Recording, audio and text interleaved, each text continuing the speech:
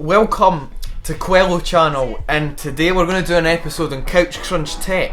And what will that episode be? It will be, should you buy an SSD or a hard drive? Different space, call it Andromeda. Battlestar Galactic with the ratchet.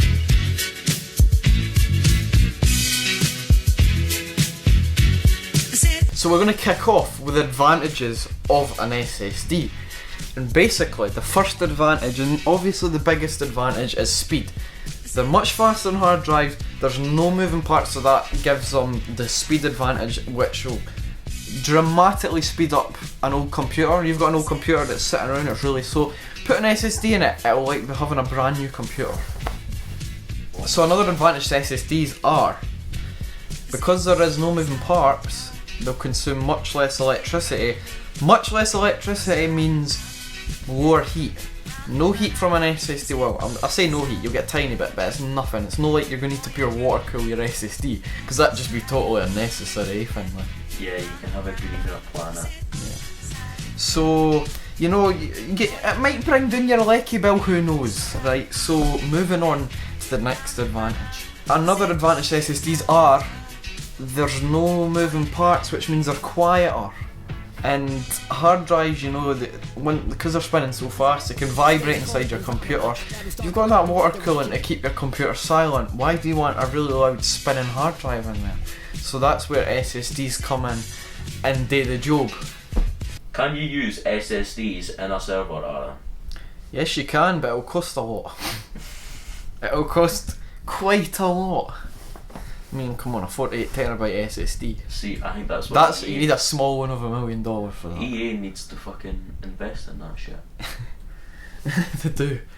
I think they use like 5,400 RPM hard No, they drive. didn't. They use fucking 250 megabyte No, hard drives. they use tape drives. They use fucking Floppy USB disks. floppy disks and fucking USB sticks. So any physical occurrences like, I don't know, an earthquake or heavy vibration, you drop your computer, an SSD will most of the time be fine unless it gets crushed by something, obviously. But you drop a hard drive, because there's so many moving parts in it, the chances are it will not survive. An SSD will, because there's no moving parts. That's pretty much covered all the main advantages to an SSD. So now let's talk about the disadvantages, and this will also term the advantages of hard drives. A solid state drive costs much more per gigabyte, and it's to get a terabyte SSD maybe going to cost you roughly about £200 nowadays, and a terabyte hard drive will cost you about £30. So that is quite a huge difference. So the case is, SSDs might actually less chance of surviving in some sort of power surge, because a hard drive is just like on a disk, an SSD is inside like an electrical bit, like chip pings, you know. So if you have a pure lightning strike hits your aerial on your house, the chances are your hard drive will survive more than your SSD will. Talking about flash SSDs only, they do have quite limited write cycles. Flash SSDs are used in stuff like macros and stuff, you know, because very powerful machine. Flash SSDs are much faster, but they do have limited write cycles. The limit nowadays are very high, so I don't think that's quite a factor to worry about. Despite using less power when they're in use, they actually use the same amount of power when they're on standby. So if you shut your laptop, your hard drive will stop spinning, it'll just not use any power at all. While an SSD, it'll still use power, so when your laptop's in sleep mode, it'll probably go flat quicker than an SSD. But it's all kind of working way around that nowadays. Talking about the price again, I'm sure that won't be a problem soon, because they're coming amazingly cheaper. Within the last year, I think a terabyte's probably dropped about more than what they cost. So 600 quid. Probably. So you know, they will become cheaper.